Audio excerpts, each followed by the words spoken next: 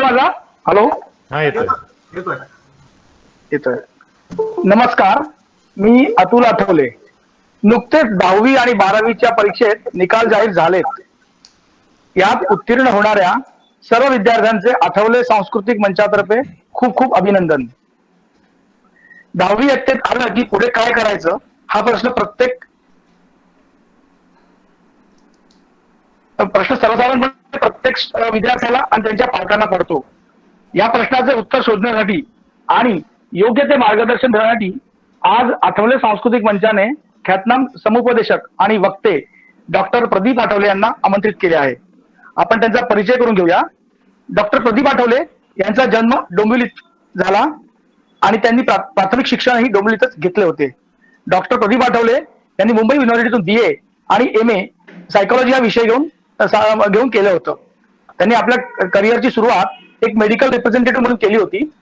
पुढे त्यांनी एका फार्मा कंपनीत रिजनल मॅनेजर तथा ट्रेनिंग मॅनेजर पदापर्यंत अशी एक यशस्वी वाटचाल केली.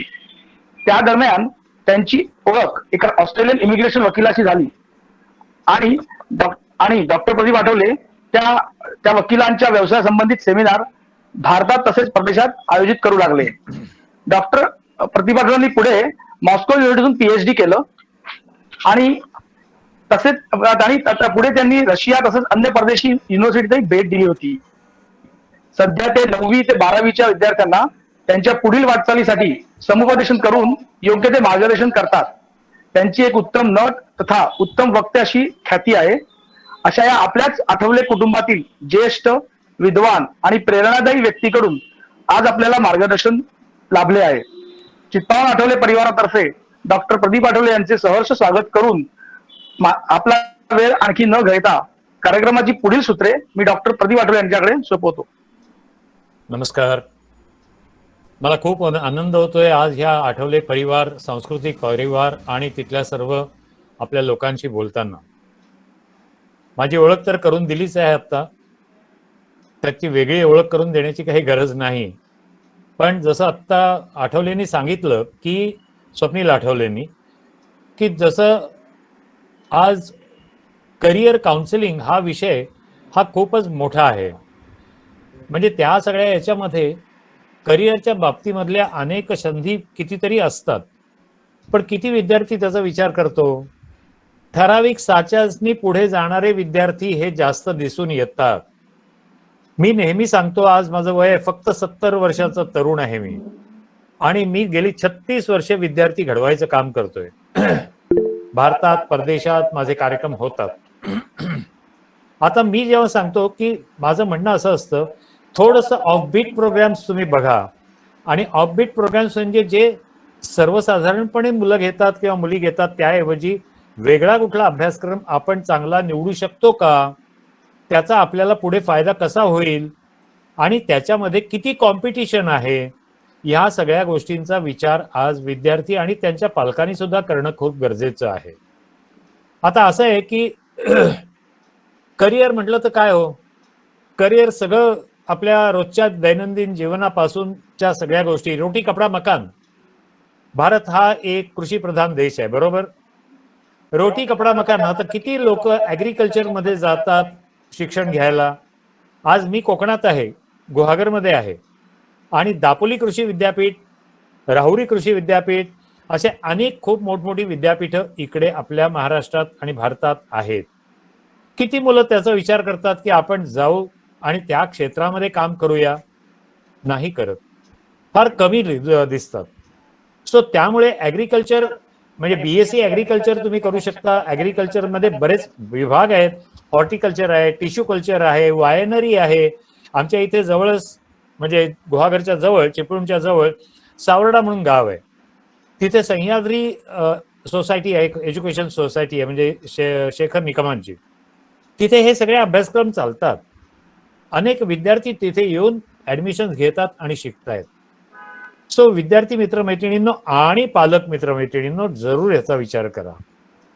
दुसरं आहे रोटी कपडा. कपडा म्हणजे टेक्सटाईल. किती तुमच्या ओळखीच्यातले लोक टेक्सटाईल इंजिनिअरिंगला गेलेले आहेत सांगा बघू मला? नाही दिसत हो, नाही. पण मग का नाही? आज टेक्सटाईल मध्ये सुद्धा किती किती गरज आहे आज लोकांची बघा. काय होतं, आज आपल्याला वेगवेगळ्या तऱ्हेचे कपडे पाहिजेत, त्याचं डिझाईन वेगळं पाहिजेत, बेडरूम मधला पडदा वेगळा पाहिजे, बेडरूमच्या बेडशीट्स वेगळ्या पाहिजेत. त्याच्यामध्ये हे काम करणारे लोक आहेत आणि याच्यामध्ये खूप खूप मोठा स्कोप आहे. मोठमोठ्या कंपन्या कपड्यांच्या, जसं रेमंड्स आहे किंवा अन्य कुठल्या अरविंद मिल्स आहेत, हे लोक सुद्धा मोठ्या पगारावरती ह्या चांगल्या लोकांना घेतात. जर तुमच्याकडे चांगलं जर एक आर्ट असेल तर तुम्ही एक आर्टिस्ट म्हणून सुद्धा नवीन त्या क्षेत्रामध्ये जाऊन तुम्ही काम करू शकता. कोल्हापूरच्या जवळ इचलकरंजी म्हणून गाव आहे, तिथे DKT म्हणून एक मोठं इन्स्टिट्यूट आहे. तिथे सर्व हे टेक्स्टाईल इंजिनिअरिंग आणि टेक्स्टाईलच्या बाबतीतले अभ्यासक्रम चालतात. बघा, विचार करा, मी आज तुम्हाला सगळ्यांना काय करणार आहे माहिती आहे का? आपल्याला 1 तासाभराचा वेळ आहे. अदरवाईज माझं पूर्ण प्रेझेंटेशन मी जर PPT वरनं दिलं तर मला 2 तास लागतात. परंतु मी तुम्हाला थोडक्यात सांगणार आहे, विद्यार्थी मित्रमैत्रिणी आणि पालक, तुम्ही पॉइंट्स लिहून घ्या, नंतर तुम्ही मला फोन करून त्याच्याबद्दल पुढल्या गोष्टी विचारू शकता. सो टेक्स्टाईल, सिव्हिल म्हणजे रोटी कपडा आणि मकान, घराबद्दलची घर बांधणी. आज बघा ना, आमच्या एक गुहागर सारख्या गावामध्ये सुद्धा अतिशय मॉडर्न टाईपची घरं आहेत. मग हे सगळं कोण करतं? हे सिव्हिल इंजिनियर्स आहेत. दुसरी त्यातलीच उपशाखा आणखीन एक आहे, ते म्हणजे आर्किटेक्चर. सो आर्किटेक्ट जो असतो तो त्या घराचं पूर्ण आर्किटेक्ट बनवतो आणि मग त्याप्रमाणे ते घर तयार होतं. सो रोटी कपडा मकान ह्या 3 आपल्या महत्वाच्या मूलभूत गरजा आपण नेहमी म्हणतो, पण त्याचबरोबरीने आणखीन एक गरज आपल्या निर्माण झाली, ती म्हणजे औषध. बघा, विचार करा, आज पोल्युशन इतकं वाढलंय. एअर पोल्युशन आहे, वॉटर पोल्युशन आहे, साऊंड पोल्युशन आहे. या सगळ्या गोष्टी मध्ये एवढी वाढ झाली की त्यामुळे ह्या पोल्युशनमुळे आपण आजारी पडतो. आपण डॉक्टरकडे जातो, डॉक्टर आपल्याला प्रिस्क्राईब करतो, आपण ते औषध घेऊन येतो. म्हणजेच काय तर औषध निर्माण शास्त्र, फार्मसी, ह्याच्यामध्ये सुद्धा खूप मोठा स्कोप आहे. विचार करा, BSc आपलं 12वी नंतर तुम्ही B.Pharm करू शकता, M.Pharm मास्टर्स करू शकता. ह्याच्यामध्ये 2-3 महत्वाच्या गोष्टी आहेत की जर तुम्ही B.Pharm झालात तर तुम्हाला स्वतःचं मेडिकल स्टोअर टाकता येतं, चालू करता येतं. दुसरी गोष्ट अशी की तुम्हाला गव्हर्नमेंट जॉब आहेत. फूड अँड ड्रग ऍडमिनिस्ट्रेशन मध्ये राईट अप टू कमिशनर पर्यंत तुम्हाला जॉब मिळू शकतात. ड्रग इन्स्पेक्टर्स आहेत, त्याच्यावरचे अधिकारी आहेत आणि कमिशनर आहेत. विचार करा, फार्मसीमध्ये सुद्धा. आता फार्मसी आणि सायन्सच्या रिलेटेड आणखीन एक अभ्यासक्रम आहे, तो तुम्हाला सांगतो, लिहून घ्या. That is clinical research. हे काय आहे? क्लिनिकल रिसर्च म्हणजे हा प्रकार असा आहे की BSc नंतर किंवा B.Pharm नंतर तुम्ही हे करू शकता. उदाहरणार्थ, मोठमोठ्या कंपन्या, ज्या औषध कंपन्या आहेत, त्यामध्ये हे सायंटिस्ट जे बसलेले असतात ते रिसर्च करत असतात. उदाहरण देतो एक, की पॅरासिटामॉल. म्हणजे आपण ताप आला, अंगदुखी झाली की आपण पॅरासिटामॉल घेतो. त्याचं बेसिक नेम आहे ॲसिटोमिनोफेन. आता हे ॲसिटोमिनोफेन जेव्हा शास्त्रज्ञांनी शोधून काढले आणि त्याच्या जेव्हा ट्रायल्स घेतल्या गेल्या, तेव्हा त्यांच्या लक्षात आलं की this reduces the temperature of human body, म्हणून त्याला तापावरती एक चांगली गोळी म्हणून दिली जाते. त्याचबरोबर it has got anti prostaglandin action. म्हणजे काय? उदाहरणार्थ, मी पडलो, माझ्या हाताला सूज आली, तरी तुम्ही क्रोसिन घेतलं तर ती सूज कमी होते आणि त्याचा हा उपयोग आहे. सो औषध मॅन्युफॅक्चरिंग कंपनी म्हणजे औषध क्षेत्र हे सुद्धा एक आज जरुरीचं क्षेत्र निर्माण झालेलं आहे. रोटी कपडा मकान तर आहे, औषध निर्माण आहे. मग ह्याच्या बरोबरीने काय आहे आणखीन? आता सर्वसाधारणपणे जे अभ्यासक्रम बघितले जातात, BA, B.Com, BSc. BA मध्ये सुद्धा किती ऑप्शन्स आहेत बघा तुम्ही.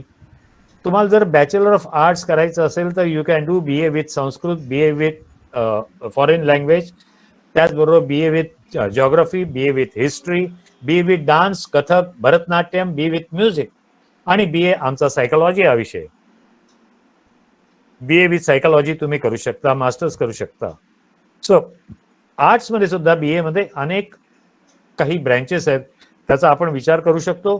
तुम्हाला ज्या क्षेत्रात आवड आहे त्या दृष्टीने तुम्ही विचार करा.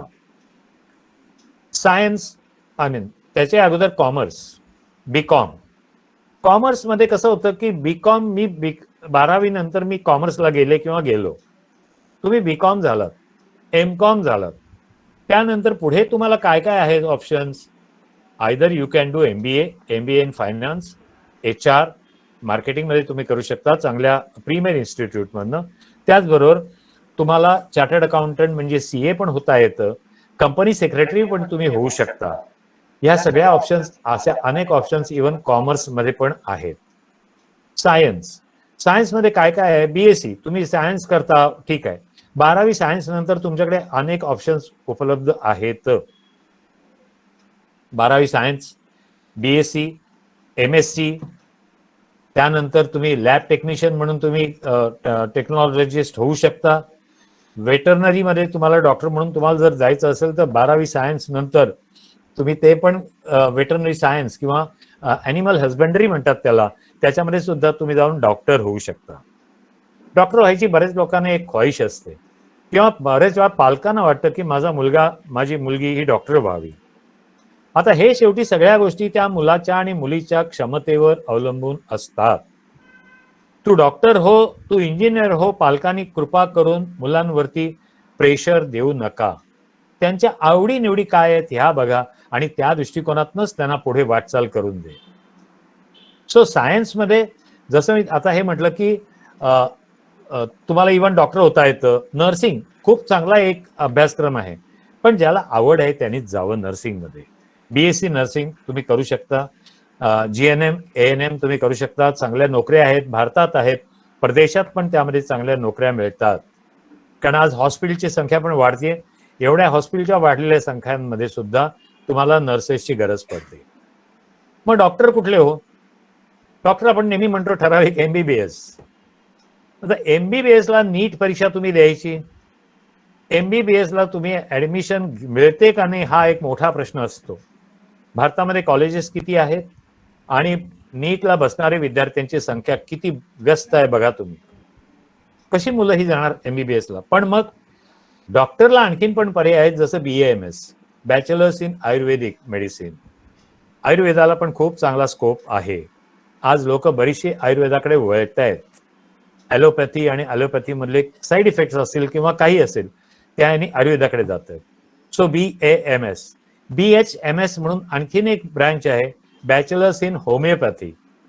ही जरा थोडीशी किचकट ब्रँच आहे, परंतु होमिओपॅथीमध्ये रिझल्ट अत्यंत सुंदर आहेत. कुठल्याही क्रोनिक आजारावरती जर चांगला डॉक्टर त्याचा होमिओपॅथीचा अभ्यास असेल तर तो ह्याच्यामध्ये खूप चांगले ट्रीटमेंट देऊ शकतो. सो विद्यार्थी मित्रमैत्रिणींनो, हे सायन्स, आर्ट्स, कॉमर्स ह्याच्यातले पण आहेत. फिजिकल एज्युकेशन किंवा ज्याला आपण फिजिओथेरपिस्ट म्हणतो, जेव्हा आपल्याला ऍक्सिडेंट होतो तेव्हा आपल्याला डॉक्टर फिजिओथेरपिस्ट कडे पाठवतात. फिजिओथेरपिस्ट आपल्याला वेगवेगळ्या व्यायामाचे प्रकार करून घेतात आणि मग आपण बरे होतो. ह्या सगळ्या याच्यामध्ये पॅरामेडिकल कोर्सेस अनेक आहेत. तो आपल्या क्षमतेप्रमाणे तो विचार करा तुम्ही. उदाहरणार्थ सांगतो तुम्हाला की ऑप्टोमेट्री, चष्म्याचा नंबर काढणे. आज चष्म्याची दुकानं बघा का किती आहेत. पूर्वी माझ्या वेळेस मी जेव्हा डोंबिवलीत राहत होतो, डोंबिवली सारख्या ठिकाणी फक्त एकच चष्म्याचं दुकान होतं. आज त्या दुकानाच्या शेजारी तुम्ही बघाल तर तुम्हाला कमीत कमी 50 दुकानं दिसेल आणि हीच परिस्थिती आज इव्हन चिपळूण सारख्या ठिकाणी पण आहे आणि सगळीकडे आहे. सो ऑप्टोमेट्रिस्ट म्हणजे चष्म्याचा नंबर काढणं. मला कमी दिसतंय, माझा नंबर काय आहे तो काढायचा. तो काढून झाल्यानंतर त्याप्रमाणे आपल्याला चष्मा लागतो की आपण तो चष्मा करून घेतो. ऑप्टोमेट्री ह्याच्याच बरोबरीने एक चांगला आहे तो म्हणजे तुम्हाला माहिती असेल की आता उदाहरणार्थ बरेच वेळा आपली जी मुलं जन्माला येतात, ही जन्माला आल्यानंतर काही वेळा त्यांना श्रवण म्हणजे ऐकणं हे कमी असतं. सो ऑडिओग्राफी म्हणजे ऑडिओमेट्री हा एक त्यातला वेगळा विषय आहे की ऐकू कमी येतं, तुम्ही ENT डॉक्टरकडे जा, इयर नोज थ्रोट, की तो ऑडिओमेट्री करून घेतो.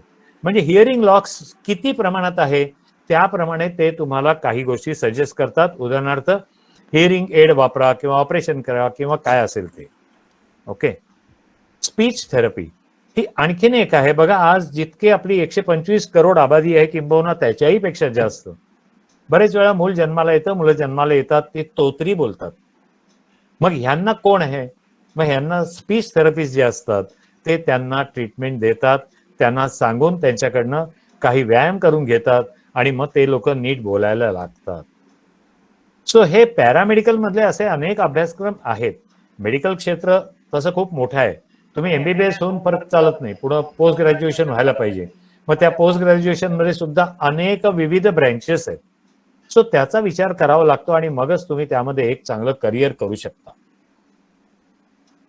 आता ह्या सगळ्या याच्या बरोबरीने आर्ट्स, कॉमर्स, सायन्स हे झालं. मग याच्या बरोबरीने इंजिनिअरिंगचा काय विषय आहे? इंजिनिअरिंगचा विषय पण असा आहे की इंजिनिअरिंग ज्यांना करायचंय ते नॉर्मली 5 इंजिनिअरिंग ब्रँचेस बद्दल विचार करतात. उदाहरणार्थ मेकॅनिकल इंजिनिअरिंग, त्यानंतर electronic engineering, telecommunication, civil engineering आणि इतर. पण आज इंजिनिअरिंग मध्ये सुद्धा किती ब्रँचेस आलेत माहितीये? आपली रेल्वे आहे, रेल्वे इंजिनिअरिंग आहे. किती जण विचार करतात हो त्याचा? मेट्रो रेल्वे आली, मेट्रोचं इंजिनिअरिंग वेगळं आहे, त्याचे अभ्यासक्रम सुरू झालेत. मेट्रो इंजिनिअरिंग, एरोनॉटिकल इंजिनिअरिंग, विमान बांधणी कारखाने जेवढे आहेत त्या ठिकाणी एरोनॉटिकल इंजिनिअरिंग ह्या डिग्री ज्यांनी घेतलेली आहे त्यांना त्याच्यामध्ये खूप चांगला स्कोप आहे. Aerospace engineering, like Kalpana Chawla, Sunita Williams, आपले राकेश शर्मा. स्पेस इंजिनिअरिंग हा एक भाग असा आहे. स्टुडंट कोणी आलेत का? स्वप्नील? स्टुडंट आणि पालक एकत्र जॉईन झालेत काका. बर, मग स्टुडंट पैकी माझा एक प्रश्न आहे की सर्वात पहिला माणूस जो अंतरिक्षात गेला त्याचं नाव सांगा मला. आपण थोडं इंटरॅक्टिव्ह घेऊया. हरकत नाही, पण किती उत्तरं मिळतील कल्पना नाहीये. बघूया ना, सांगा कोणाला माहितीये का पहिला माणूस अंतरिक्षात गेलेला? मोठ्या माणसाने उत्तर दिलं तरी चालेल चालेल. बर, मी सांगतो. पहिला मानव हा गेलेला त्यांचं नाव आहे युरी गागारिन. युरी गागारिन हे रशियन होते, म्हणजे होतेच. आणि जेव्हा रशियाने माणूस पाठवला, युरी गागान उतरले नव्हते, त्यांनी फक्त चक्कर मारली होती. अमेरिका खडबडून जागी झाली, अरे रशियाने माणूस पाठवला, आपण काय करतोय? नील आर्मस्ट्रॉंग त्यानंतर गेले. पण नील आर्मस्ट्रॉंग चंद्रावर उतरले आणि he had a moon walk. आणि मग त्यानंतर सगळे हे कल्पना चावला, सुनीता विल्यम्स आणि बरेच आपले शर्मा, राकेश शर्माजी, असे बरेच लोक आले. पण पहिला मानव होता तो युरी गगारिन. सो या क्षेत्रामध्ये सुद्धा खूप खूप अपॉर्च्युनिटीज आहेत. थोडंसं हटके वेगळं क्षेत्र आहे. विचार करा, माझ्या 2 मुली आहेत, एक कोल्हापूरमधली, एक जळगावमधली आहे. They are doing aerospace engineering. They are in 4th year. ज्यावेळेस मी विद्यार्थ्यांना सांगतो ना की तुम्ही असे वेगळे अभ्यासक्रम जर शोधाल तर जेव्हा तुम्ही भारतात परत याल तेव्हा तुमच्या गावामध्ये कमीत कमी 3,500 4,000 लोक येऊन तुमचा सत्कार करतील, कारण आमच्या गावातली स्पेस इंजिनियर झालेली पहिली एकमेव मुलगी. बघा, विचार करा. त्यामुळे ह्या क्षेत्रामध्ये अनेक कॉम्पिटिशन कमी आहे, कारण एरोस्पेस इंजिनिअरिंग करणारे विद्यार्थी तुम्हाला कमी दिसतील. एरोनॉटिकल मध्ये सुद्धा कमी असतील. बाकीचे इंजिनियर्स भरपूर आहेत. त्यांना जॉब किती अवेलेबल आहेत आणि किती ठिकाणी त्यांना एम्प्लॉयमेंट आहे याचा विचार तुम्ही करा, बघा, आणि मग तुम्हाला समजेल की त्यातले किती लोक बेकार आहेत, म्हणजे काम नाही आहे. सो इंजिनिअरिंग मध्ये टेक्सटाईल, मगाशी म्हटलं, टेक्सटाईल इंजिनिअरिंग हा एक वेगळा विषय आहे. त्यामध्ये सुद्धा तुम्हाला चांगला स्कोप आहे. सो इंजिनिअरिंग ब्रँच ही फक्त मेकॅनिकल, इलेक्ट्रॉनिक, टेलिकम्युनिकेशन, सिव्हिल आणि IT एवढीच फक्त सीमित झालेली नाही. अनेक विविध ब्रँचेस आलेल्या आहेत. त्याच्याबद्दल आपण विद्यार्थी आणि पालकांनी विचार करायला पाहिजे. सो इंजिनिअरिंग, मेडिकल आणि बाकी BA, BCom, BSc आणि बाकी सगळे अभ्यासक्रम. पण मला हे काहीच करायचं नाहीये.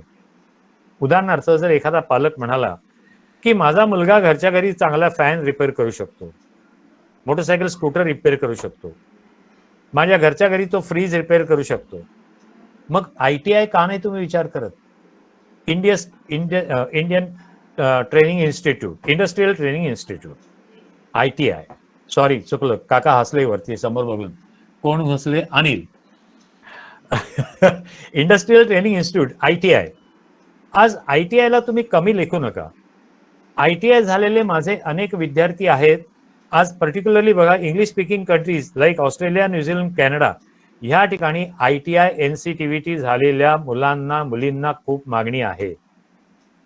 माझे 4 विद्यार्थी आहेत जे आज ऑस्ट्रेलियात स्थायिक आहेत. फक्त त्यांना काय करावं लागतं, इंग्लिशची एक परीक्षा द्यावी लागते, that is called IELTS, international English language testing system.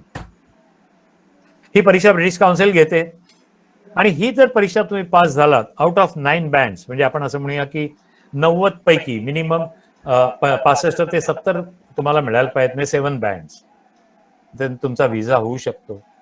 तुम्हाला तिकडे चांगले जॉब आहेत आणि व्हिसा झाला की तुम्हाला तिकडे पण जॉब मिळू शकतात. कसे मिळवायचे ते मी तुम्हाला सांगेन.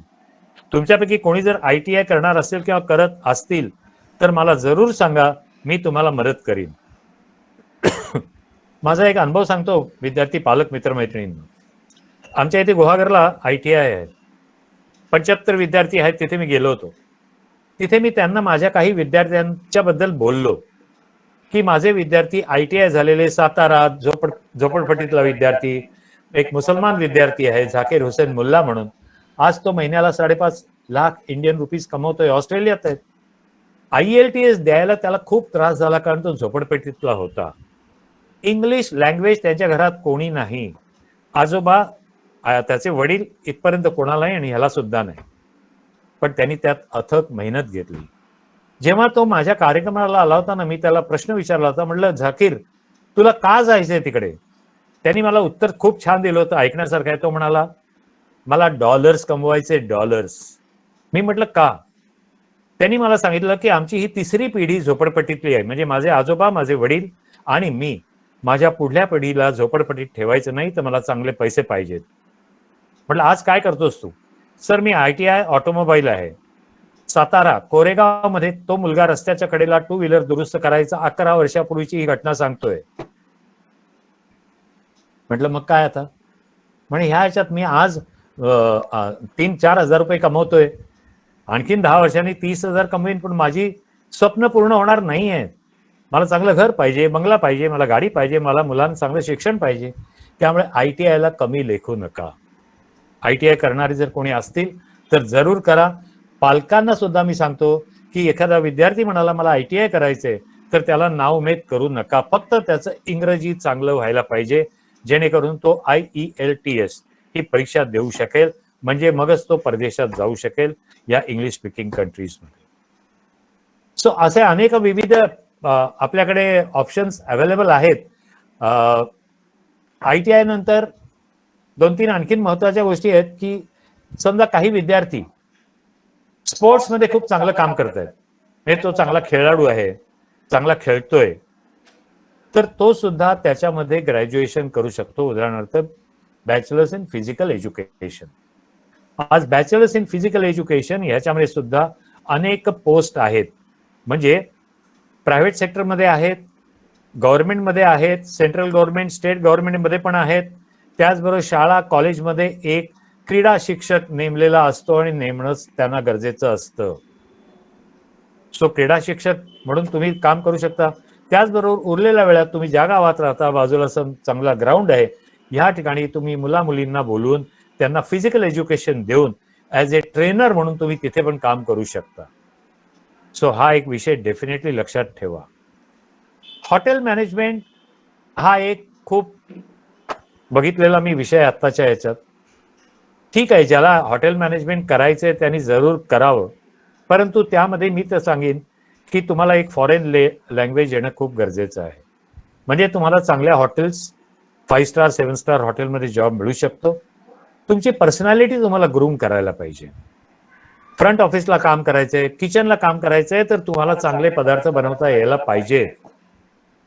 हॉटेल मॅनेजमेंटमध्ये ह्याच्यामध्ये सुद्धा ह्या गोष्टी आहेत. ट्रॅव्हल टुरिझम ह्याच्याशी रिलेटेड आज बघा, म्हणजे सुट्टी पडली की माणूस विचार करतो चला आपण कुठेतरी 8 दिवस 15 दिवस गावाला जाऊ. मग कुठे जायचं? मग अगदी गणपतीपुळे किंवा कोकण दर्शन पासून ते काश्मीर आहे किंवा अन्य वेगवेगळे देश आहेत, परदेश आहेत, इकडे जायचा विचार करतो. मग अशा वेळेस कोण असतं?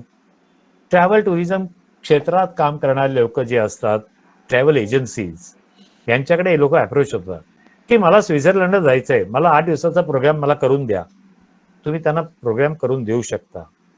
त्यांचे एअर बुकिंग तुम्ही करून देऊ शकता. फॉरेन एक्सचेंज मध्ये तुम्ही त्यांना मदत करू शकता. या सगळ्या गोष्टी ट्रॅव्हल टुरिझम आणि ह्या क्षेत्रामध्ये आहेत.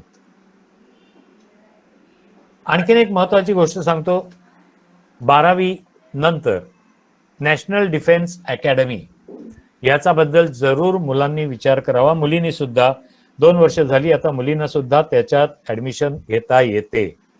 नॅशनल डिफेन्स अकॅडमी आता आमच्या इथे पुण्याला खडकवासला आहे, अन्य पण वेगवेगळ्या ठिकाणी सैनिक स्कूल आहेत. करिअर खूप चांगलं आहे, त्यात खूप चांगलं आहे.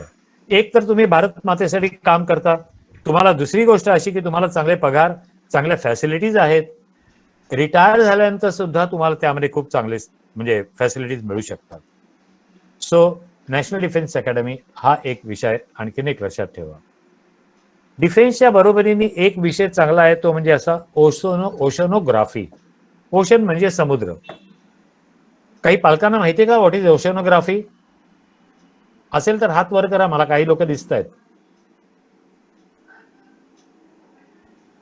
नाही माहिती. बघा, आता आपण कोकणातले आम्ही सगळे समुद्र किनारी राहतो.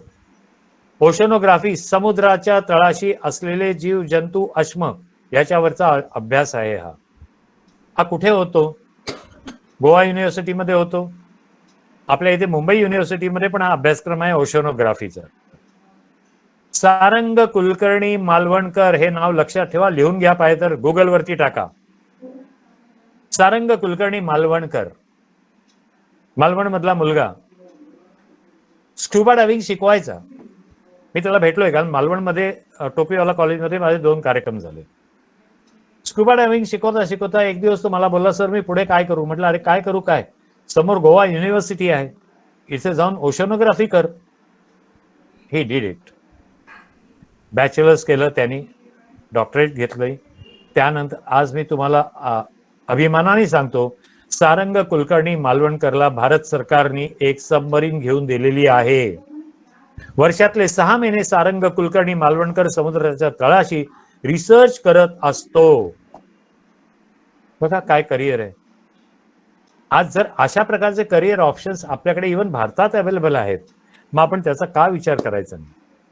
परदेशामध्ये तर राहायचो, पण प्रत्येक ठिकाणी प्रत्येकाला परदेशात जाण्याची क्षमता नसते, म्हणजे आर्थिक क्षमता नसते काही वेळा. मग भारतामधले हे अभ्यासक्रम जे मी तुम्हाला आता सांगितले, याच्याबद्दल आपल्यापैकी किती पालक आणि किती मुलं विचार करतात बघा तुम्ही. नसतील तर करायला पाहिजेत, कारण आपल्याकडे ह्या सोयी आहेत. कमीत कमी खर्चात चांगलं तुम्हाला एक ज्ञान मिळू शकतं. तुम्ही त्याच्यामध्ये आज डिग्री मिळू शकता, मास्टर्स डिग्री मिळू शकता आणि पुढे तुम्ही रिसर्चला जाऊ शकता. तेव्हा विचार करा, या सर्व क्षेत्रामध्ये आपल्याला आहेत. आता स्वप्नील, किती वेळ आहे आपल्याला अजूनही? एक 20 मिनिटं आहेत, 15 मिनिटं निश्चित आहेत. मला एक सांगा ना, कोणीतरी मला प्रश्न विचारा ना, फक्त मी एकटाच बोलतोय. नाही काका, तुमचं पूर्ण होऊन दे, आपण नंतरची 10 मिनिटं प्रश्नांसाठी ठेवू.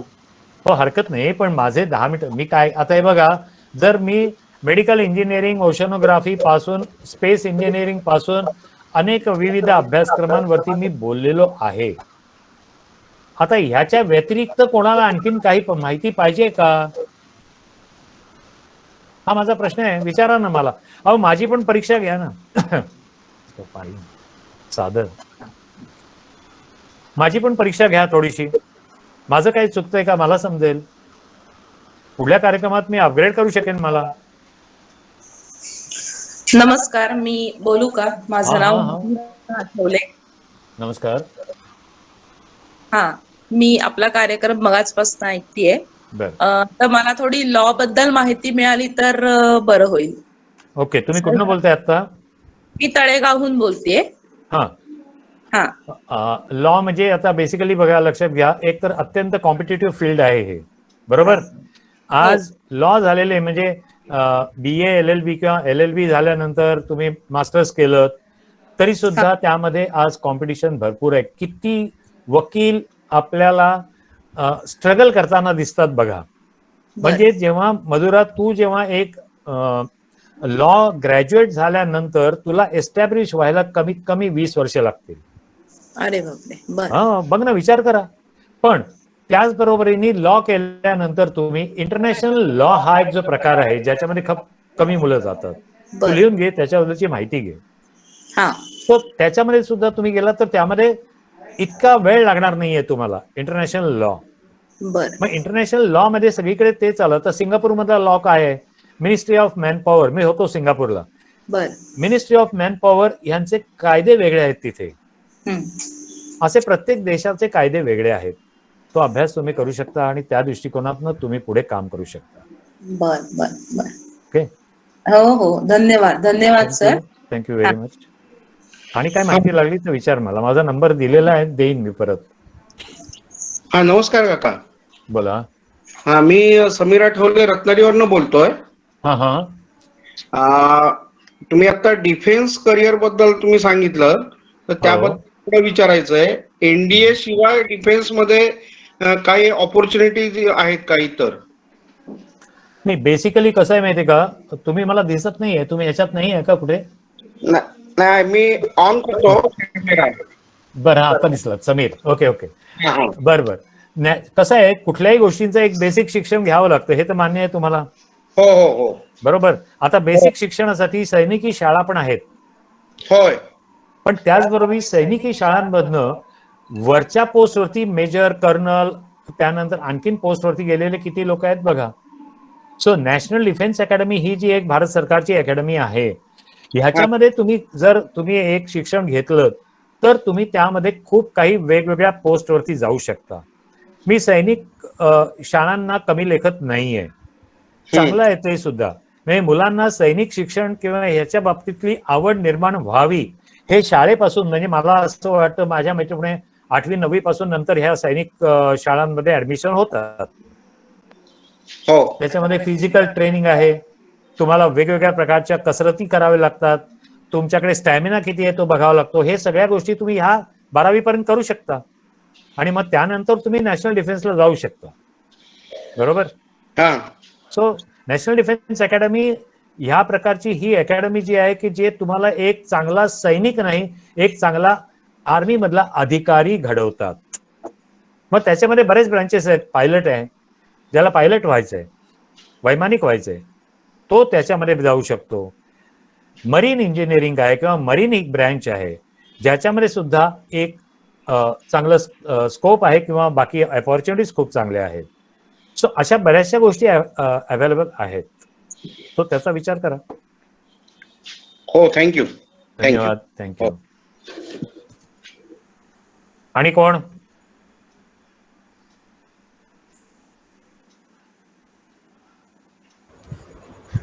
आणि कोण नाही? स्वप्नील. मीच प्रश्न विचारतो काका. विचार. आपण जेव्हा करिअर कडे बघतो, म्हणजे आता माझंच उदाहरण देतो. माझा मुलगा मोठा 10वीत आहे, तर त्याचा करिअरचा कल बघण्यासाठी आपल्याकडे काही पद्धती आहेत का? आणि आपल्या फोनवरती याच्यावरती थोडंसं बोलणं पण झालं होतं. हो. आवड निवड आणि त्यांनी कुठल्या क्षेत्रात करिअर करावं, हो, हे बघण्याच्या काही पद्धती किंवा काही मेथड्स आहेत त्याच्याबद्दल सांगाल? त्याच्यामध्ये काही पद्धती आहेत, हा, ज्याच्यामध्ये पण त्या पद्धतीचे रिझल्ट मी बघितलेत, ते फार कन्फ्युजिंग असतात. म्हणजे उदाहरणार्थ एक मुलगा, तुझा मुलगा किंवा मुलगी, त्यांचं अनालिसिस केल्यानंतर त्याच्यामध्ये तुम्हाला असं उत्तर येतं की हा मुलगा इंजिनियर होऊ शकतो. पुढल्या पानावर असं पण येतं की तो उत्तम चित्रकार होऊ शकतो. तिसऱ्या पानावर काही ते वेगळंच येतं. म्हणजेच शेवटी आपल्याला कन्फ्युजन निर्माण होतं की नक्की माझ्या मुलांनी काय करावं. मग मी काय करतो, म्हणजे मी ॲज 36 वर्ष काउन्सिलिंग करतोय. माझा विषय जो होता PhDचा तो ह्युमन रिलेशन, ह्युमन बिहेवियर. उदाहरणार्थ स्वप्नील आठवले मगासपासून 3 वेळा उठले कार्यक्रम चालू असताना. त्याचबरोबरीने समोर माझा विद्यार्थी बसलेला काय कुठल्या प्रकारच्या ऍक्शन्स करतोय, किती वेळा डोक्यावरून हात फिरवतोय, किती वेळा नाकावरून हात फिरवतोय, किती वेळा इकडे तिकडे बघतोय, किती लक्षपूर्वक माझ्या गोष्टी ऐकतोय, किती तो लिहून घेतोय, ह्याच्यावरती माझं अनालिसिस असतं स्वप्नील. आणि त्याच अनालिसिस वरती मी सांगतो की ह्या अनालिसिस प्रमाणे, माझ्या मताप्रमाणे हा मुलगा किंवा ही मुलगी ह्या क्षेत्रामध्ये जाऊ शकते. उदाहरणार्थ माझा पालकांना प्रश्न असतो की ठीक आहे, तुम्हाला वाटतं, बोलू ना समीर, स्वप्नील, हो हो बोला ना. हा, तुम्हाला असं वाटतं इंजिनियर व्हावं किंवा मेडिकल जावं किंवा अन्य काही याच्यात, पण माझी मुलगी लहानपणापासून घरामध्ये उत्तम रांगोळ्या काढते, माझी मुलगी उत्तम चित्र काढते, मग तुमच्या मनात पालक म्हणून असा का विचार येऊ नये की तिला एक चित्रकार म्हणून एक चांगलं प्रोफेशन निर्माण करून द्यावं? मग तुम्ही पुण्यात असेल तर अभिनव आहे, मुंबईत असेल तर जे जे स्कूल ऑफ आर्ट आहे, अशा प्रकारच्या वेगवेगळ्या क्षेत्रांमध्ये सुद्धा आज चांगलं करिअर आहे. माझ्या मुलीला एक उत्तम डान्स किंवा ह्याच्यामध्ये करिअर करायचंय, तर मग नाही नाही नाही, डान्स बीस नाही, आत्ता काय नाही, आत्ता तू फक्त हे अभ्यास कर आणि मग आपण ते बघू. असं करू नका. डान्समध्ये सुद्धा करिअर खूप चांगलं आहे. मग अशी म्हटल्याप्रमाणे BA with Kathak, BA with Bharatanatyam. आज कितीतरी माहितीतली माझ्या पण लोक अशी आहेत की आज ते परदेशात जाऊन भरतनाट्यम आणि कथक शिकवतात. परदेशातल्या लोकांना सुद्धा ह्या डान्स बद्दल खूप अट्रॅक्शन आहे. सो ह्या सगळ्या गोष्टींचा विचार एक विद्यार्थी म्हणून समोर जेव्हा माझ्या अर्धा तास बसतो, पाऊण तास बसतो, त्यावेळेस मी त्याला जे प्रश्न विचारतो आणि त्याच्या एकंदर ऍक्शन्स ह्याच्यावरती मी माझं काही अनालिसिस करतो. ही एक माझी पद्धत आहे आणि त्या पद्धतीप्रमाणे मी त्याला गाईड करतो. ओके, मग ती पद्धत जर का समजायची असेल किंवा तुमचा करिअर गायडन्स घ्यायचा असेल तर तो कसा घ्यायचा? म्हणजे तुम्ही पुण्यात, आता तुम्ही म्हणालात तुम्ही दापोली नाही गुहागर मध्ये आहात, बरोबर? हो हो. आम्ही मुंबईत आहोत, तर मला आणि आमच्याबरोबर या आता कॉलमध्ये जवळजवळ 25 जण आहेत. बर, तुम्ही कोणाला घ्यायचा असेल तर तो फोनवरती तुम्ही देऊ शकता का, प्रत्यक्ष भेटायला लागतं कसं? एक्झॅक्टली. नाही, आता ह्याच्यामध्ये आपण काय करता येतं की फोनवरती पण देता येतं. समोर जर तुझा मुलगा असेल, तो मुलगा, आई वडील म्हणजे तू आणि तुझी मिसेस, तुम्ही बसलात जर माझ्या समोर, एक 40 मिनिटं आपण जर एक कॉल केला, व्हिडिओ कॉल, त्याच्यामध्ये मी त्या मुलाच्या ऍक्शन्स, त्याला मी काही प्रश्न विचारेन आणि त्या प्रश्न मी माझ्याकडे लिहून घेत जाईन आणि मग त्यानंतर रेग्युलर कॉलमध्ये मी त्याला गायडन्स देऊ शकेन. मग तुम्ही मुंबईला असा, लंडनला असा किंवा कुठेही असा, करता येईल. आणि जर असंच काही असेल स्वप्नील की समजा तुमचा एक 10-15 जणांचा ग्रुप आहे पालकांचा मिळून आणि तुमची मुलं आहेत, जर तुम्ही मला सांगितलं तर मी पुन्हा मुंबईमध्ये सुद्धा येऊ शकतो. कोणाच्याही, तुमच्या कोणाच्याही घरी, आपण एखाद्या घरी जिथे 15-20 मुलं आणि पालक एकत्र बसू शकतात, या ठिकाणी आपण त्यांच्याशी पर्सनली बोलू की आठवले निदान समोर काय बोलतात हे पण त्यांना समजेल आणि मग त्यांचे प्रश्नोत्तर आपल्याला घेता येते. हे सुद्धा करता येईल आपल्याला. थँक्यू. ओके. आणि काय स्वप्नील प्रश्न? माझ्याकडनं नाही, आपण इतरांसाठी हो, विचारू. ठेवा ना, विचारा ना, बोलतच नाहीत लोक.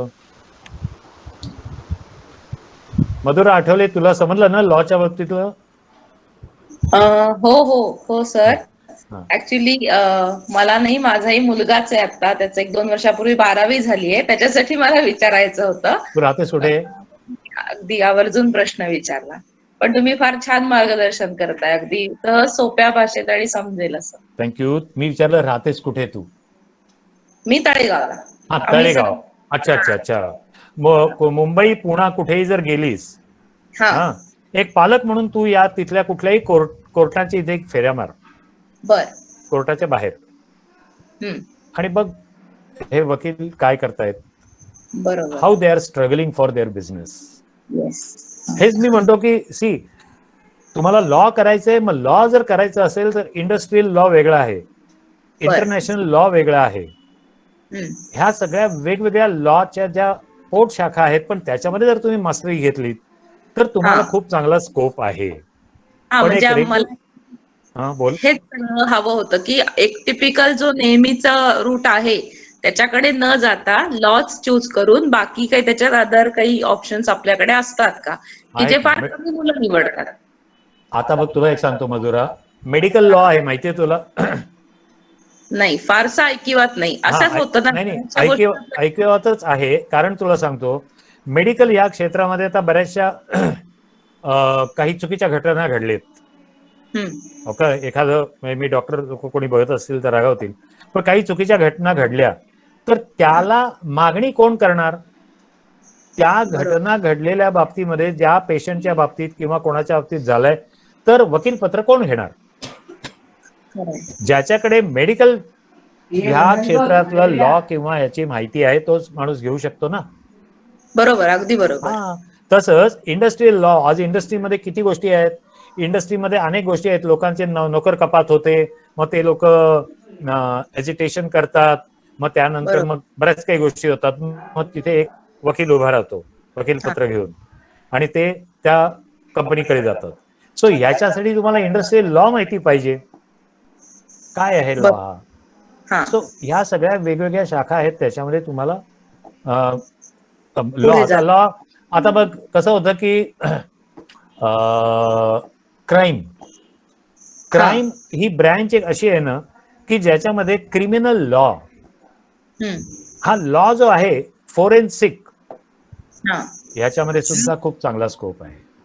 बर, हा, माझी मुलगी करते फोरेन्सिक. अरे वा. तिने MSW केलं आणि तिचा हा इंटरेस्टचा विषय होता आणि फोरेन्सिक ह्याच्यामध्येच ती आता PhD करणार आहे लॉ. आता लॉ मध्ये बऱ्याच गोष्टी येतात ना, जेव्हा एखादा काही महत्वाची घटना असेल, आपण मोठ्या वकिलाकडे जातो आणि वकीलपत्र ते घेतात, पण मग त्याच्यासाठी आपल्याकडे अशा प्रकारची वकिलांची यंत्रणा उभी आहे, नाहीये असं नाहीये. बरोबर. हा, त्यामुळे माझं काय म्हणणं आहे मधुरा, मुलासाठी हा विचार कर, मुलाला स्वतःला तू काही शोधून काढायला सांग. हे बघा, स्पून फिडिंग बंद करा पालकांना. हा, तुम्ही स्वतः सांग ना, तुला लॉ करायचं ना, बोल, तू मला लिहून दे एका वहीवरती कुठल्या कुठल्या ब्रँचेस आहेत लॉ मध्ये, खरंय, आणि मग त्याप्रमाणे एकेका ब्रँच वरती आपण विचार करू. खरंय खरंय, राईट, बरोबर. हो हो हो सर. थँक्यू. आणखीन काय असेल प्रश्न तर नंतर विचारलं तरी चालेल. अच्छा, एनीबडी एल्स? डॉक्टर, मी विनायक आठवले बोलतोय. हा, बोला. मुलुंडवरून बोलतोय मी. अरे वा. हा, ऍक्च्युली मी आणि माझा मुलगा बाजूलाच बसलाय तो पण, आणि आम्ही दोघं ऐकतोय मी मगापासून हा कार्यक्रम. आणि ह्या कार्यक्रमात मला म्हणायचंय की आठवले सांस्कृतिक मंचाने आज हा थोडा एक वेगळा, एक हटके विषय आज आयोजन केलं होतं, आणि एक अर्धा ते पाऊण तास तुमचं जे काही वेगवेगळ्या विषयावर तुम्ही बोललात किंवा वेगवेगळ्या शैक्षणिक क्षेत्रामधले जे काही ब्रांचेस बद्दल तुम्ही बोललात, तर ते आम्ही सगळं आतापर्यंत मी ऐकत होतो. माझा मुलगा यावर्षी ऍक्च्युली 12वी पास झाला कॉमर्स, की आता त्याने BFM ला ऍडमिशन घेतली मुलुंड कॉलेज ऑफ कॉमर्सला. कुठे घेतली admission? Mulund college of commerce, MCC. कुठली branch? BFM, bachelor of financial markets. वा वा, म्हणजे आतापर्यंत कसं होतं, आपल्या वेळेला फक्त BCom एक डिग्री होती, FY BCom, SY BCom, TY BCom. आता BCom करताना तुम्हाला बाकी काही चार मला वाटतं ब्रांचेस मध्ये काहीतरी स्पेशलायझेशन आहे. तुमचा जर कॅमेरा ऑन करा ना, कॅमेरा तुम्ही दिसत नाहीये, तुम्ही आणि मुलगा.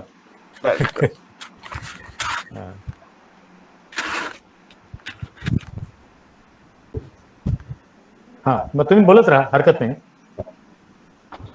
कॅमेरा होत नाही, एक मिनिट. ठीक आहे ठीक आहे, हा तुम्ही दिसत. हा, दिसत. हो हो, बरं. तर आता ते BFM ला आताच त्याने ऍडमिशन घेतले, तर तो 3 वर्षाचा कोर्स आहे, just like same like graduation. FY BCom ला जसं पूर्वी आपण ऍडमिशन घेऊन जे TY BCom होत होतो, तर त्याच्यात आता 4 स्पेशलाइज ब्रांचेस आहेत. BFM बरोबर अजून याच्यामध्ये फायनान्स अँड अकाउंट्स मध्ये तुम्हाला ग्रॅज्युएशन करता येतं, नंतर इन्शुरन्स अँड बँकिंग मध्ये ग्रॅज्युएशन करता येतं, असे 3-4 स्पेशलाइज ब्रांचेस आहेत. हो. तर आता काय झालं होतं की 12वी नंतर ऑफकोर्स ऍडमिशन पुढे जेव्हा कंटिन्यू करायची होती ना, तेव्हा आम्ही कॅनडा बद्दल बरंच ऐकत होतो. अंडर ग्रॅज्युएशन करता बरेच भारतातून किंवा इथून मुलं कॅनडाला प्रेफरन्स देतात आणि तिकडे जाऊन ग्रॅज्युएशन करून पुढे सेटल व्हायला बघतात. तर त्याच्यात काय होतं की इतकी काही म्हणजे वेगळ्या लोकांकडून वेगवेगळी मतं ऐकायला येतात ना, त्याच्यामध्ये कन्फ्युजन जास्त क्रिएट होतं. काही जणांचं म्हणणं आहे की तिथे तुम्ही गेलात आणि तिथे ग्रॅज्युएशन केल्यानंतर तुम्हाला तिकडे अपॉर्च्युनिटी जास्त आहे, किंवा नंतर काही जणांचं असं म्हणणं आहे की भारतामधून तुम्ही ग्रॅज्युएशन करून तिकडे गेलात तर इकडच्या डिग्रीला काही व्हॅल्यू नाही. म्हणजे वेगवेगळ्या लोकांची वेगळी मतं आपल्याला ऐकायला मिळतात. म्हणून इकडच्या ज्या काही डिग्रीज आहेत, भले BCom असेल, BSc असेल किंवा अजून काही क्षेत्रातल्या इकडच्या ज्या डिग्री आहेत, त्यांना परदेशामध्ये काय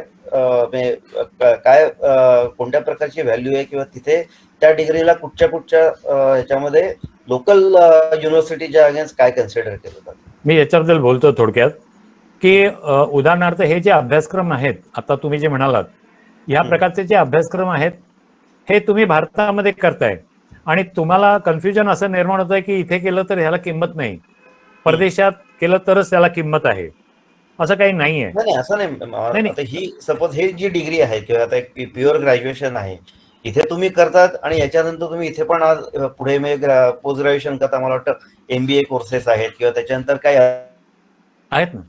पण शेवटी तुम्ही कुठल्या प्रीमियर इन्स्टिट्यूट मधनं करता हे महत्वाचं आहे साहेब. हे बघा, ऐकू येतंय का तुम्हाला? ऐकू येतंय ना? हा येत आहे, बोला. हा, ग्रॅज्युएशन केलं, पोस्ट ग्रॅज्युएशन कुठल्या युनिव्हर्सिटीमधनं केलं, हा खूप महत्वाचा भाग आहे, लक्षात घ्या. कारण बऱ्याच काही युनिव्हर्सिटी, मी इथे नाव जाहीरपणे घेऊ शकणार नाही, पण मे बी तुमच्या घरी आल्यानंतर मी तुम्हाला सांगू शकेन. परंतु ज्या प्रीमियर इन्स्टिट्यूट्स आहेत, उदाहरणं घेतो ती नावं, सिम्बायोसिस मुजुमदारांची पुणा आणि मुंबई. ओके, मुंबईमधल्या पण काही चांगले कॉलेजेस आणि चांगले युनिव्हर्सिटी प्रोग्राम्स आहेत की ज्याला एक इंटरनॅशनल लेवलवरती मान्यता आहे. कुठनं केलं? सिम्बायोसिस मधनं केलं. हो, अरे वा, छान. तुम्ही MBA कुठनं केलं? अमुक या युनिव्हर्सिटीमधनं केलं. काही युनिव्हर्सिटीच्या बाबतीत जर तुम्ही माहिती घेतली तर तुम्हाला असं दिसेल की मी नाव घेऊ शकत नाही, त्या मुलांचे विजा होत नाहीत. सो बेसिकली माझं म्हणणं असं आहे की तुमचा हा मुलगा जो आहे आता करणार आहे, प्रीमियर इन्स्टिट्यूटमध्ये ऍडमिशन घेण्याचा प्रयत्न करा. प्रीमियर म्हणजे ज्या टॉप नॉच आहेत, राईट, त्या युनिव्हर्सिटीमध्ये ऍडमिशन घ्यायची, हे महत्वाचं लक्षात ठेवा. त्याप्रमाणे त्याला आपण तिथे ऍडमिशन मिळण्यासाठी मला काय करायला पाहिजे, तिथे ऍडमिशन मिळण्यासाठी त्यांची एंट्रन्स आहे किंवा काय याची पूर्ण व्यवस्थित माहिती घेऊन तुम्ही तिथे परीक्षा देऊ शकता आणि तिथे तुम्ही सिलेक्ट होऊ शकता. नाही तर मग काय होतं की परदेशामध्ये जाऊन, आता तुम्ही म्हणालात कॅनडामध्ये जायचं आणि कॅनडामध्ये शिक्षण घ्यायचं, वाईट काही नाहीये. It depends upon your financial strength. Right. So इथे मी तुम्हाला असं सुचवू शकेन की तुमचा मुलगा किंवा मुलगी ग्रॅज्युएशन इथे करा चांगल्या इन्स्टिट्यूटमधनं. आणि आज परदेशामध्ये काही प्रोग्राम्स 18 महिन्याचे असतात, त्याला इंटर्नशिप प्रोग्राम म्हणतात. राईट. इंटर्नशिप प्रोग्राम मध्ये उदाहरणार्थ समजा तुमचा मुलगा इलेक्ट्रॉनिक इंजिनियर झाला, त्यांनी इथे इंजिनिअरिंग केलं, त्याच्याकडे अनुभव लागत नाही, परंतु ह्या इंग्लिश स्पीकिंग कंट्रीजमध्ये त्यांना तिथे त्यांना एक 18 महिने काम करण्याची संधी मिळते. त्याला इंटर्नशिप विजा म्हणतात. त्याला म्हणतात J1, J फॉर जोशी आणि 1 इज न्यूमरिकल. J1 विजा हा विजा पर्टिक्युलरली त्याच्यासाठी आहे. ह्या विजाच्या अंडर तुम्ही जाऊ शकता. आता ह्याची प्रोसेस कशी करायची मी तुम्हाला नंतर सांगू शकेन, तुम्हाला पाहिजे असेल तर. पण त्याचा फायदा काय आहे तर तुम्हाला 18 महिने तिथे जॉब करता येतो. त्यामध्ये तुम्हाला दिवसाला साधारणपणे $8 ते $9 मिळतात. ओके. राहायची सोय एक कॉमन असते, म्हणजे 4 विद्यार्थी मिळून एकत्र राहत असतात. एक वेळचं जेवण ज्या ठिकाणी तुमची इंटर्नशिप चालू आहे किंवा करता आहात तिथून तुम्हाला एक वेळचं जेवण मिळतं. आणि जेव्हा 18 महिन्याचा तुमचा प्रोग्राम होतो त्यावेळेस तुम्हाला सर्टिफिकेट मिळतं. ओके. आता if your student is smart enough, मी नेहमी सांगतो, आता मला एका मुलाचं मी करतोय प्रोसेस, मी असं म्हणतो की तुझा विजा 6 महिन्यांनी संपणार आहे ना, 18 महिने. तू कुठे आहेस? न्यूझीलंडमध्ये आहेस. तू मराठी आहेस, ठीक आहे, किंवा साऊथ इंडियन आहेस, व्हॉट एव्हर. इंडियन कम्युनिटीचे वेगवेगळ्या प्रकारचे तिथे असोसिएशन्स आहेत. जसं महाराष्ट्र मंडळ आहे, कर्नाटक असोसिएशन आहे, इंडियन मेडिकल किंवा असोसिएशन आहे. ह्या ठिकाणी तू स्वतः जाऊन स्वतः इंट्रोड्यूस करून दे. तुला घरामध्ये नोकरी द्यायला कोणी येणार नाही. तू जाऊन सांग, नमस्कार, मी डॉक्टर प्रदीप आठवले, मी इंजिनियर झालोय, मी 18 महिने ह्या J1 विजावरती आहे, मी आता लंडनला आहे आणि माझा विजा 6 महिन्यांनी संपतोय. मला ह्याच्यामध्ये आपल्या महाराष्ट्र मंडळातर्फे कोणी जॉब साठी मदत करू शकेल का? You ask for it. Right. I am not saying you beg for it, you ask. जर भूक लागली तरच आई मुलाला दूध पाजते सर, बरोबर ना? तुम्हाला भूक लागले हे तुम्ही त्या महाराष्ट्र मंडळ, कर्नाटक असोसिएशन किंवा साऊथ इंडियन असोसिएशन तिथे जाऊन सांगा की yes I need a job, can anybody help me. नक्की लोक पुढे येतात. सो हा एक विचार करायला सांगा तुमच्या मुलाला, आणि आपण पर्सनली पाहिजे तर नंतर बोलू या विषयावरती. माझा नंबर तुम्हाला आमच्या आठवले परिवारातनं दिलेलाच आहे मला वाटतं. आणि तुम्ही कुठे राहता म्हणालात? मी डॉक्टर, आता मी तेच म्हणणार, मी मुलुंडला राहतो. आणि मुलुंड. मला वाटतं मंदार आठवले यांच्याच घरी आहात का आता? हो. तुला कसं माहिती? तिथे समोरच आमची दोन्ही घरं, फॅमिली आमची एकच आहे, कुटुंब. हो का? अच्छा अच्छा अच्छा अच्छा. मंदारच्याच घरी आहे. काय झालं, माझा लॅपटॉप न पुण्याला मुलीकडे ठेवलाय. ओके. हा, माझी मुलगी जी म्हटलं ना MSW आणि आता फॉरेन्सिक सायकोलॉजी करणार आहे, सो तिच्या घरी तो मी लॅपटॉप ठेवला होता. आणि मोबाईल वरती एवढं सगळं नीट दिसणं किंवा नीट क्लिअर येणं माहित नव्हतं, म्हणून मंदारला मी सांगितलं. मंदार म्हणाला काही काळजी करू नका, मंदारची मुली माझ्या शेजारी बसलेली आहे. अच्छा, चारुता असेल. हो, ती आहे. सो त्यामुळे मग मी आता इथे बसूनच तुमच्याशी बोलतोय. कारण मला वाटलंच काय, मला वाटलं तुम्ही म्हटलं ग्वागरला आणि मंदार चुलत होतो त्याच्यामुळे, आणि आमची समोरासमोर दोन्ही घरं आहेत त्याच्यामुळे. मी डोंबिवलीचा राहणार सर, मूळचा. अच्छा अच्छा, ओके. कारण आम्ही पण आधी डोंबिवलीलाच होतो राहायला. काय सांगतोस? मी डोंबिवली जोशी हायस्कूलचा स्टुडंट. अच्छा अच्छा. 1969 साली मॅट्रिक झालो मी. अरे ओके. आणि नंतर जुनियरवाला कॉलेज वगैरे, मग बाकी आमचा, मी मॉस्कोला गेलो, तिथे मी PhD केली वगैरे. ठीक आहे. सांगा मला काय असेल तर, मुलाशी बोलून घ्या एकदा. मुलाशी बोलायला 3 वर्षाचा ग्रॅज्युएशन आहे आणि मुलुंड कॉलेज तसं सुंदर सुंदर कॉलेज आहे. येस. झाल्यानंतर मग पुढचं. हो हो, नाही पण त्याच्या अगोदर ना एकदा बोलून काय त्याला प्रिपरेशन करायचे नाही ह्याच्याबद्दल आपण एकदा बोलूया. शुअर, नक्की. म्हणजे कसं, हे 3 वर्षामध्ये तिला आणखीन अपग्रेड करायचं असेल स्वतःला तर ते करता येईल. ठीक आहे. Anyway, thank you. हा, बोला. मी स्नेहा आठवले, गुहागरला राहते. माझी मुलगी आत्ताच 12वी झाली आहे आणि तिला ग्रुप A मधनं BSc करायचंय. तर पुढे जाऊन BSc आणि MSc पण करायचं आहे पुढे. आता 12वी झाली आहे ती. तर साधारणपणे कोणता सब्जेक्ट आपण ठेवला तर पुढे स्कोप आहे जॉबच्या दृष्टीने? कुठे आहे ती मुलगी? दिसत नाही तुम्ही मला. नाही, मी कॅमेरा ऑनच नाही केलेला. कर ना. बर. आता माझे त्या मुलीला प्रश्न आहेत काही. हा, दिसताय तुम्ही समोर. मुलगी कुठे आहे? नमस्कार. कुठे राहता? नमस्कार. कुठे आहे? गुहागरला कुठे? गुहागर खालचा पाट. हो का? बर बर. सायन्स का? माझे प्रश्न आहेत तुला आता. सायन्स का घेतलंस, निवडलंस? मला फिजिक्स आणि मॅथमॅटिक्सची आवड होती आणि मी सायन्स निवडली. मग हरकत नाही ना.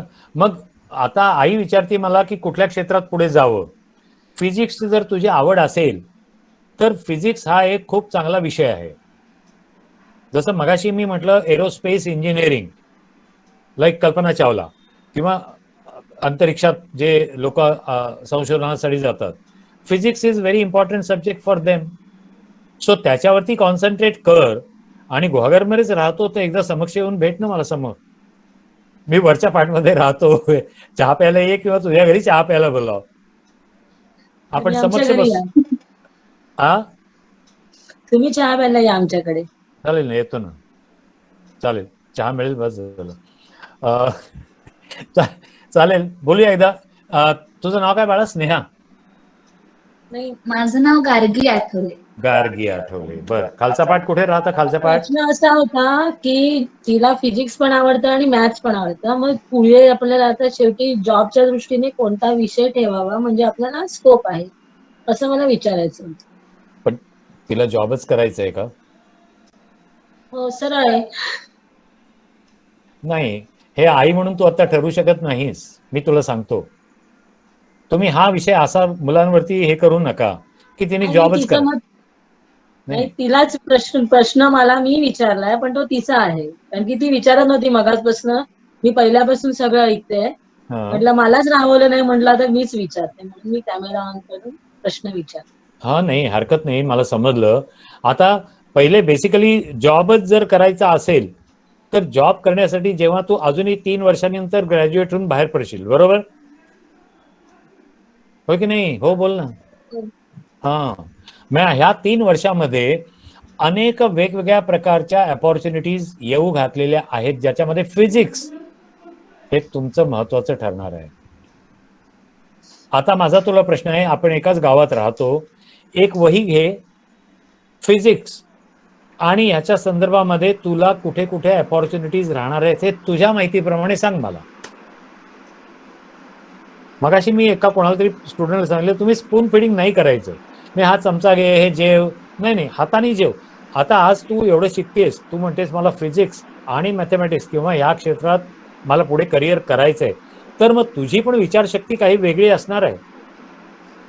ती काय आहे ती वहीवर उतरव आणि मला गुहागरला भेट, चहा पिताना आपण बोलू.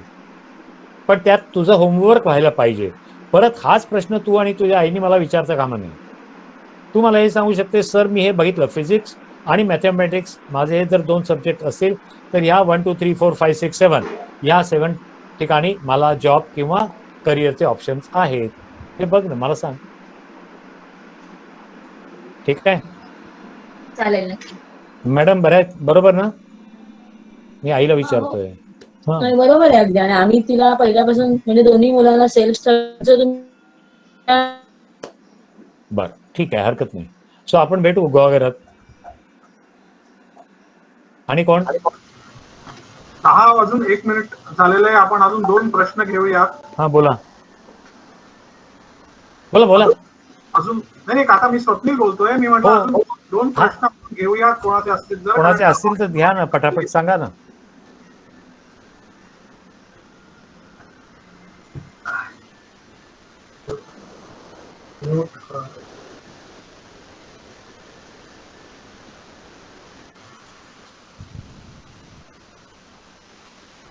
कोणाचेच प्रश्न नाहीयेत मला वाटतं. ओके, मी काय म्हणतो स्वप्नील, 1 मिनिट. माझा नंबर आपण सगळ्यांना शेअर केलाय ना? ग्रुपवरती अजून नाही केलेला. मग करा ना, लेट देम कॉल मी. मी आता सगळ्यांना सांगतो, दुपारी 2 ते 5, म्हणजे मी पुणेकर नाही, म्हणजे चितळींचं दुकान बंद असतं असं नाही, 2 ते 5 ह्या वेळामध्ये माझे काही परदेशातल्या विद्यार्थ्यांचं ऑनलाईन काउन्सिलिंग चालतं. स्वप्नील, हो काका, ऐकतोय. सो त्या दृष्टिकोनातनं सकाळी साधारणपणे 10 ते दुपारी 2 वाजेपर्यंत आणि रात्री 11 वाजेपर्यंत मी फोनवर जिवंत असतो. ओके. माझी रिक्वेस्ट सगळ्यांना एवढीच राहील की एक पहिले मेसेज पाठवा, माझं नाव स्वप्नील आठवले, मी अमुक अमुक ठिकाणून बोलतोय, मला तुम्हाला ह्या नंबरवरनं कॉल करायचंय, कधी करू, म्हणजे आपल्याला बोलता येईल. ठीक आहे. सो आता काय समारोप कोण करणार आहे? समारोप मीच करतोय. फक्त मी जरा अजून 2 मिनिटं वाट बघत होतो, काही प्रश्न असले, कारण विषय इतका महत्वाचा आहे. आणि जवळजवळ 20 पेक्षा जास्त जण अजूनही कॉलवरती आहेत. आणखीन एक विषय सांगतो पटकन. बऱ्याच विद्यार्थ्यांना आणि मुलींना पर्टिक्युलरली फिल्म इंडस्ट्रीचं खूप अट्रॅक्शन असतं, बरोबर? तर त्यांना असं वाटतं की आपण पण ह्या इंडस्ट्रीमध्ये जावं, परंतु ह्या इंडस्ट्रीमध्ये किती स्ट्रगल करावं लागतो आणि किती शिकावं लागतं हे खूप महत्वाचं असतं आणि त्याच्याबद्दल विचार फारशी मुलं करत नाहीत. मला नुसता डान्स चांगला येतो किंवा अमुक येतं म्हणून मी ह्या इंडस्ट्रीमध्ये पाय रोवू शकेन असं नाही. माझा स्वतःचा अनुभव तुम्हाला एक सांगतो, अजून 2 मिनिटं आपण थांबणार असू तर. अवंतिका माझी पहिली सिरियल. अवंतिकामध्ये मला एक काम मिळालं, छोटंसं काम होतं. वादळवाट माझी दुसरी सिरियल, त्याच्यामध्ये सुबोध भावेचा मी अंडरवर्ल्ड मधला डॉन काका होतो. हिंदी सिरियलसाठी मी भरपूर प्रयत्न केले, पण माझी सिलेक्शन झालं नाही. ऑडिशन मध्ये मी कुठेही पास झालो नाही. अनालिसिस केलं का, तर माझे उच्चार हे पक्के ब्राह्मणी आहेत, आपले ब्राह्मणी उच्चार आहेत, ते चालत नाहीत हिंदी लोकांना. मग मी काय केलं, पोर्तुगीज चर्चच्या इथे मी 6 महिने उर्दू भाषा शिकलो आणि त्याच वेळेस मी डान्स पण शिकलो. बच्चन साहेबांबरोबर 2 फिल्म्स केल्या. रीमा लागू एक्सपायर झाली बिचारी, त्याच्या अगोदर मी आणि रीमा आम्ही एक फिल्म केली, उत्तम फिल्म. त्याच्यामध्ये ती माझी बेगम, म्हणजे मी मुस्लिम कॅरेक्टर केलं होतं, ती माझी बायको होती. संदीप कुलकर्णी आणि यांच्याबरोबर मी 2-3 फिल्म्स खूप चांगल्या केल्या. सो ह्या सगळ्याला जे स्ट्रगल करावं लागतं ना, ते तुम्हाला ओव्हरनाईट एका रात्रीत नाही तुम्ही त्या ग्लॅमरमध्ये पोहोचू शकत. हा माझा अनुभव सांगतोय. म्हणजे वयाच्या 49व्या वर्षी मी उर्दू शिकलो. का तर ते ॲक्सेंट्स यायला पाहिजे होते. आणि मग मी 2-3 मला हे चांगल्या सिरियल्स मिळाल्या, हिंदी पण. कसमे वादे मला मिळाली, नीना गुप्तावर मी केली आहे. सो ह्या सगळ्या गोष्टी आपल्याला अपग्रेड करावं लागतं. सो ह्याच्यात सुद्धा जर कोणाला काही इंटरेस्ट असेल तर आपण नंतर त्या विषयावर सेपरेटली बोलू. आणि काही स्वप्नील काही आलेत का कोणी प्रश्न अजून काही आलेले नाहीयेत. त्यामुळे आपण कार्यक्रमाचा समारोप करूयात असं मला वाटतंय. प्रश्न आपल्याकडे घ्या, तुम्ही मागवून घ्या. हो, आणि मग आपण बोलू या विषयावरती. हो, निश्चित. आभार प्रदर्शनाचा एक छोटासा पण अनौपचारिक कार्यक्रम तो मिस करणार आहे. बर. प्रदीप काका, तुम्ही अत्यंत उपयुक्त माहिती दिलीत. धन्यवाद. मी आधी परवा किंवा त्याच्या आधी 2 दिवसापूर्वी बोललो होतो, अर्धा तास आपलं चांगलं बोलणं झालं त्याही वेळेला आणि आत्ताही. 2-3 मुद्दे, म्हणजे 2-3 नाही, बरेचसे मुद्दे मी काढून ठेवलेत. रोटी कपडा मकान ह्याच्यापासून तुम्ही सुरुवात करून संपूर्ण BA BCom arts commerce science या सगळ्याची उपयुक्त तुम्ही माहिती आता सांगितली.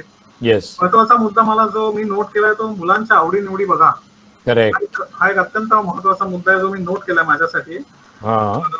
मी स्वतः टेलिकॉम इंजिनियर आहे, तरी मला रेल्वे इंजिनिअरिंग आणि मेट्रो इंजिनिअरिंग किंवा आत्ताचे जे नवीन टॉपिक्स आहेत ना त्याची माहिती नव्हती, ती चांगली मिळाली.